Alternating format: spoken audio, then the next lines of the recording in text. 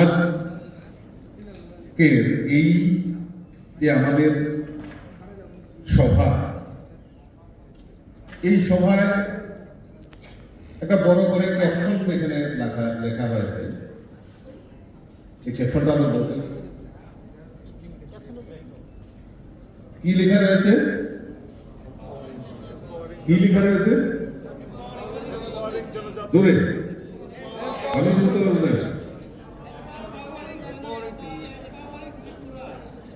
Empowering, আমার সঙ্গে বলেন, এম্পাওয়ারিং জনজাতি, এম্পাওয়ারিং ত্রিপুরা।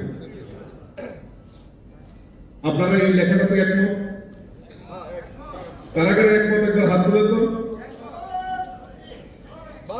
আমিও বিশ্বাস করি এই এম্পাওয়ারিং জনজাতি আর এম্পাওয়ারিং ত্রিপুরা, এই যে শব্দ দুটো এখানে লেখা হয়েছে, আমিও বিশ্বাস করি ভারতীয় জনতা পার্টির প্রদেশ সভাপতি হিসেবে এবং আমি রাজ্যসভার এমপি হিসেবে আমি এই কথাটার বাস্তবিকতা আমি জানি।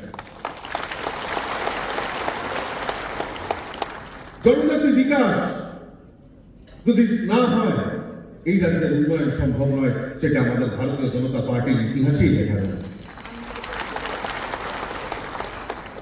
আমি যেটা বলছিলাম যে নরেন্দ্র মোদীজি, দেশের যশস্বী প্রধানমন্ত্রী নরেন্দ্র মোদীজি, দেশের প্রধানমন্ত্রী এই ছোট্ট পার্বত্য রাজ্য ত্রিপুরা, এই ত্রিপুরার বিকাশের জন্য আমাদের মোদীজি চিন্তা ভাবনা করেছেন। আজকে স্বাধীনতার ৭৫ বছর অতিক্রান্ত হয়েছে।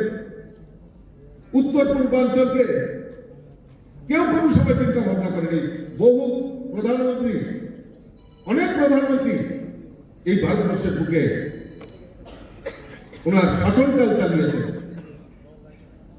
কিন্তু হিসাব মিলিয়ে দেখবেন কোন প্রধানমন্ত্রী সময় হয়নি যে উত্তর পূর্বাঞ্চলে উন্নতির জন্য, উত্তর পূর্বাঞ্চলের মানুষের বিকাশের জন্য একবার কি হচ্ছে দেখার জন্য তাদের সময় হয়নি। কিন্তু আমরা সৌভাগ্যবান, আমাদের দেশের যশস্বী প্রধানমন্ত্রী নরেন্দ্র মোদীজি প্রায় ৯০ বার এই আমাদের উত্তর পূর্বাঞ্চলে সফর করেছেন